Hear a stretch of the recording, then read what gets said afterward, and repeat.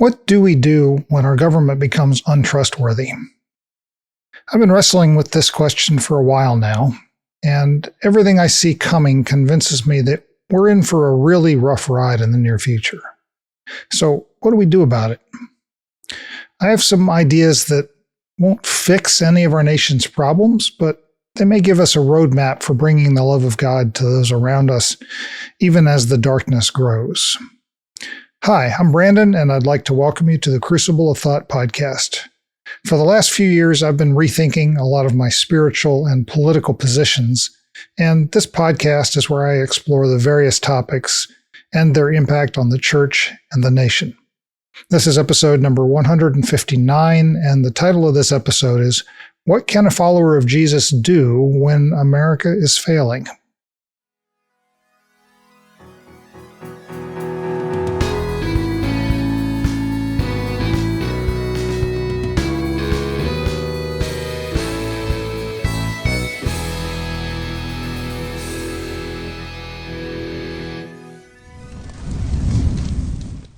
I grew up in a very conservative family, and for pretty much my entire adult life, until 2021 at least, I completely believed that our government was inherently trustworthy, and in particular that the Republicans were far more trustworthy than their Democrat colleagues.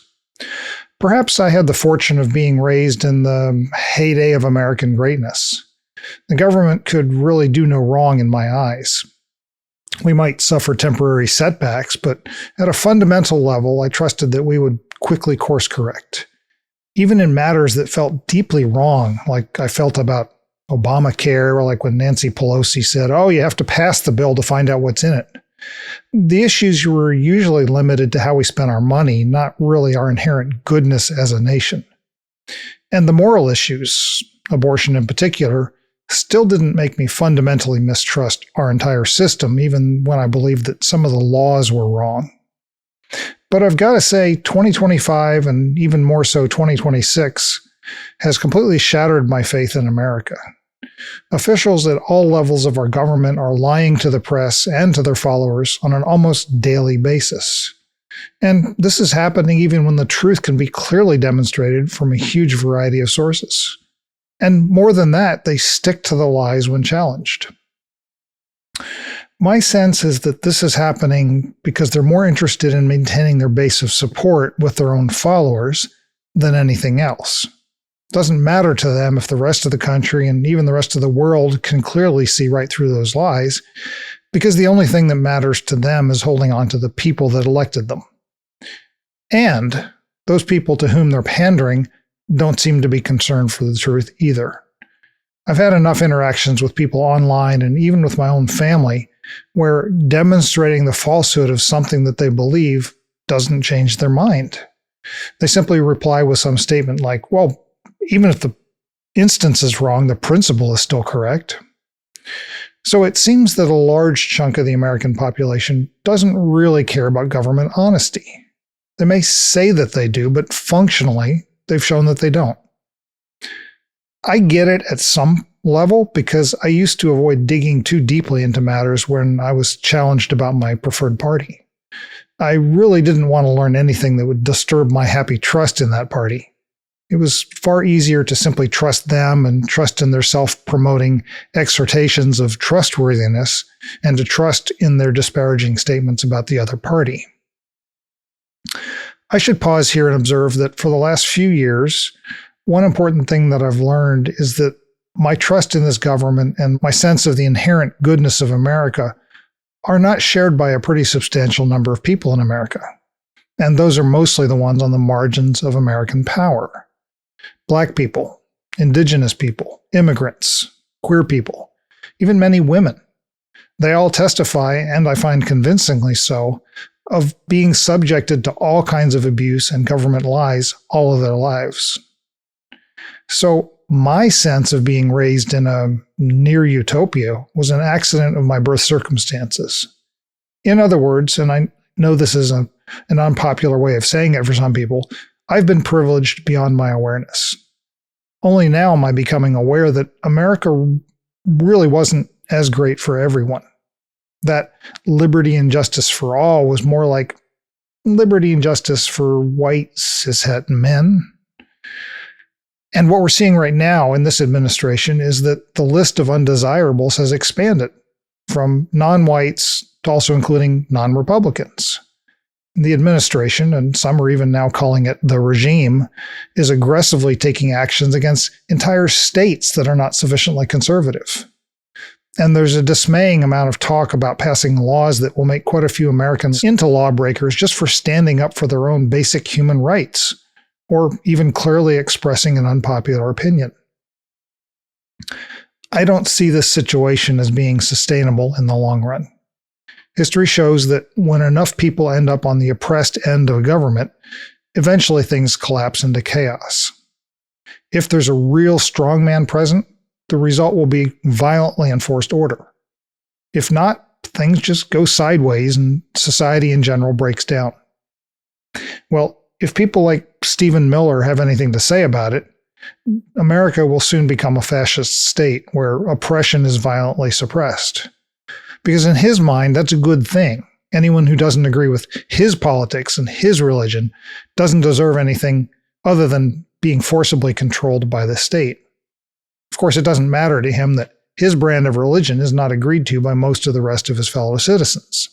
In his mind, only his own dogma deserves respect. Well, at this point, I don't know what to expect. My gut sense says that it all hinges on the 2026 elections. But if the administration finds a way to prevent fair elections, most likely by a timely application of the Insurrection Act and martial law, then I think America will be permanently lost. And I find it fairly easy to believe that it may actually happen. So I've had to start thinking about what will we all do when the America that we loved and honored is well and truly gone? What will we do when a certain few have freedom and the rest are shoved down and controlled violently? What will be our response when standing up for the freedom of our neighbors is going to get us jailed or killed? I do think that for a lot of people, life may very well continue roughly the same, at least for a while. And that's why I don't think that there will be widespread pushback against these changes. For many white citizens, especially conservative men, they won't be immediately harmed by the destruction of the representative republic system. They'll see the pushback by everyone who does care about the immigrant and about the former system of government as seditious, as treasonous, and they'll celebrate that suppression. But as they say, the chickens will come home to roost eventually. History shows that whenever an autocrat or a fascist takes over, eventually he turns on his former supporters. White evangelical Christians who currently hold privilege and power in this administration were only tools to put the fascists in power, and they'll be an impediment to long-term goals of fascism, and they'll find themselves on the receiving end of all the oppression that they're currently rejoicing is happening to others. But by then, as with Germany and Russia and other fascist secular states, it's going to be too late, because the state will by then have so much power that any resistance will be irrelevant. While they approved the changes, believing that they would always benefit, they'll find out far too late that they've made a horrible mistake. Now, I suppose I got distracted here by these questions of privilege and power, but the real question I'm pondering is, as we see our system of government collapsing, so what? What should I do? What can I do? What will I do? What it comes down to, I guess, is whether I can personally do anything meaningful to change this expected outcome. Talking about it here isn't enough. Do I act in some other way? My little town here in rural Maryland isn't going to be the hub of any protests. There aren't enough immigrants here to warrant a large ICE operation. It's such a conservative town, despite being a liberal state, that no meaningful protests would take place in any event. Our two local No Kings events this past year had several hundred participants each. In a county with 130,000 citizens, that's a pittance. It felt good, but ultimately was meaningless. The answer used to be vote the bums out, right? But if I'm correct in what I'm expecting this fall, I won't have that chance. And even if we did, this area typically runs 2-to-1 conservative, so I likely won't be affecting local politics much either. Get involved in politics myself? Not likely to have any impact. Our area is far too conservative to elect someone with my views. Do I travel to participate in protests? Well, maybe it's a harder question. Would my voice in a sea of 10,000 change anything? Maybe not, but such questions are really about when 1 million people all rise up collectively for such a protest, not so much what I can do personally. What about the separationist, isolationist route? Can I just withdraw from society, from politics, from any conversation about this topic? Can I just walk away and throw my hands up and admit I can't fix it, so I might as well hide? Well, it doesn't seem fruitful either. So I guess these are the only things that seem useful in this season, and there's 4 of them. Build and strengthen intimate community. Educate others where possible. Simply living differently. And focus on deeply affecting just a few people. So first, community. I don't think we can get through this alone, and it should be obvious that our past reliance on the government as a safety net is unlikely to continue to be trustworthy. I really wrestle with this right now because one consequence of the destruction of my trust in institutional religion is the loss of community. I lost most of the people I previously depended upon in my former church. However, the church that I'm currently attending, even though I choose to remain somewhat abstracted from the deep levels of commitment that I previously enjoyed, does seem to have fairly good community. And so I think I need to turn into that more strongly, even if I choose to remain aloof from the doctrines and structures within the institution. I believe I can connect with the people without connecting to the institution, although it's going to require more work than it used to. One of the real challenges I see is that for someone who's a religious progressive, is that they're more scattered than conservatives, who exist in much higher numbers and tend to join together, partly because the conservative messaging tells them that they're under attack and they need to band together for safety in numbers. Churches and church relationships become a safe haven from a dangerous and a threatening world. By contrast, I think that most progressives see the world as a safer place, less threatening, even if the government is going crazy. But progressives don't exist at such large numbers as conservatives, especially in rural areas like mine, and they tend to distrust institutions, like I do. So I'm finding that it's harder for me to form community, local community, with like-minded people, at least in non-internet spaces. But I think community is absolutely essential for getting through what's coming. Second, educating. One massive realization for me in the last 5 years has been how badly I was educated by the systems in which I was raised. Nearly everything I was taught was absolutely, incontrovertibly true, has been shown to be false. The story of the origins of my doctrine were lies. The statement, "we have always believed," is absolutely false in every case that I've investigated our history. Much of my sense of American history is far more mythological than factual. If not the events, then certainly the framing and the glorification of it. The supposed inherent goodness of our nation is shot full of holes when you read anything outside conservative histories. Even something so basic and fundamental to my faith as the absolute integrity and inerrancy of the Bible turns out to be highly dogmatic, a closed-minded choice of interpretation. And the supposed absolute necessity of that inerrancy turns out to be just as dogmatic as the conclusions drawn when you read the Bible from that perspective. I've discovered that many faithful Christians who are out there doing the works of Jesus, accurately representing God's character and nature to the watching world, have never held an inerrant view of the Bible. And yet I was taught it was the only way to see the Bible as a Christian. Also, and no less important, was discovering that the majority of what I was taught about the differences between liberals and conservatives, between Democrats and Republicans, was deeply biased in its presentation. No surprise, right? I grew up listening to Rush Limbaugh and Sean Hannity, and now from the other side of the political fence, it's so easy to see the propaganda, the lies, the hatred dripping from every sentence. Along with that was the lie I used to firmly believe that it was impossible to be a Christian and a Democrat. Again, propaganda. Now, I'll be the first to admit that it's impossible to educate someone on all of these things when they've been taught very carefully that anyone who disputes these things is demon-inspired and an existential threat to their eternal salvation.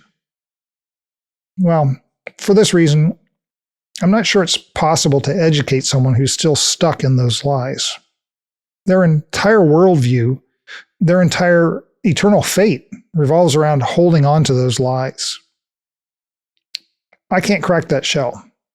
Only the Holy Spirit might eventually bring light. Which brings me to, third, living differently. One of the more famous Christian sayings is, preach the gospel at all times, and if necessary, use words. I don't think it's possible to change people's minds with words these days. The only real alternative is for them to see us living differently. It's what brought change in the early church as the pagans and the non-Christian Jews saw the new believers living differently, living in community, loving one another so deeply.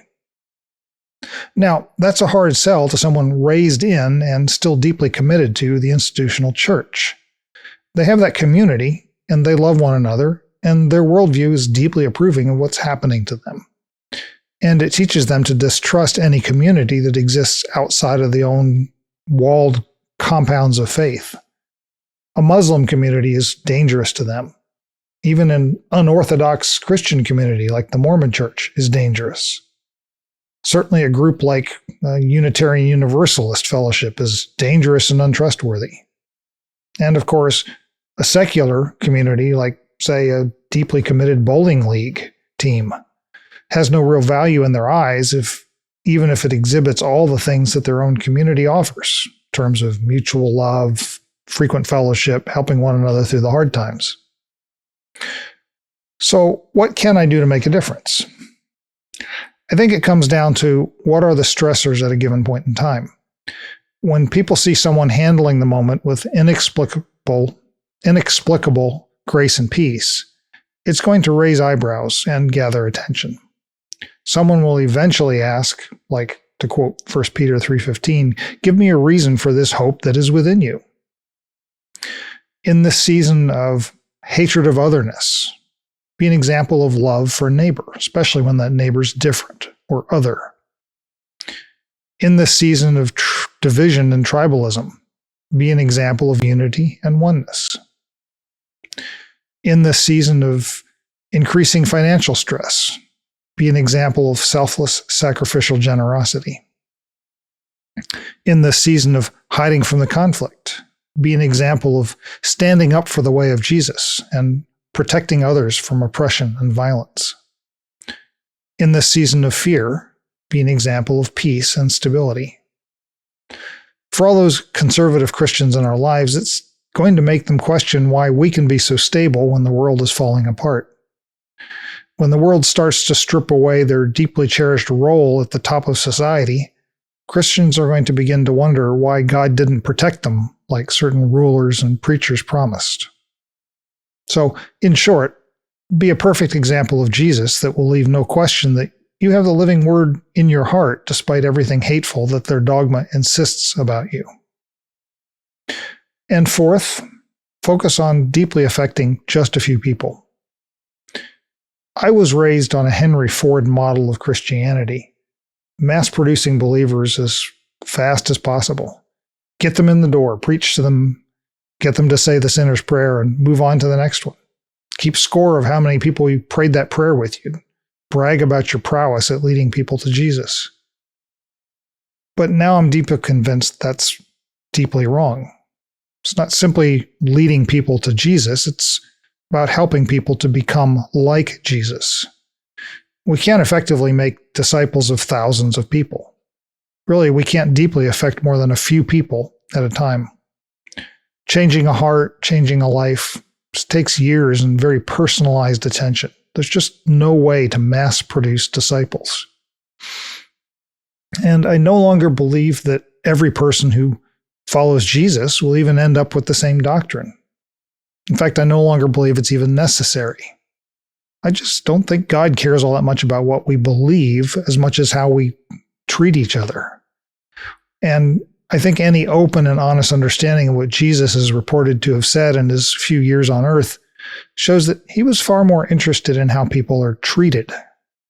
And I think the results of living that out will always show far superior results in making disciples and representing Jesus to the watching world. Okay, so with those 4 principles in mind, having spent some time musing over them as I compose my thoughts, I actually kind of feel better now. I started out pretty much depressed about how things are going. I don't see a lot of hope for my nation today. Even if America is saved, the deep divisions will remain. And I don't feel any different about that. But I do see a lot of hope for how we can come together in the midst of this inevitable turmoil and how we can best represent Jesus. No, how we can be Jesus with skin on to those around us.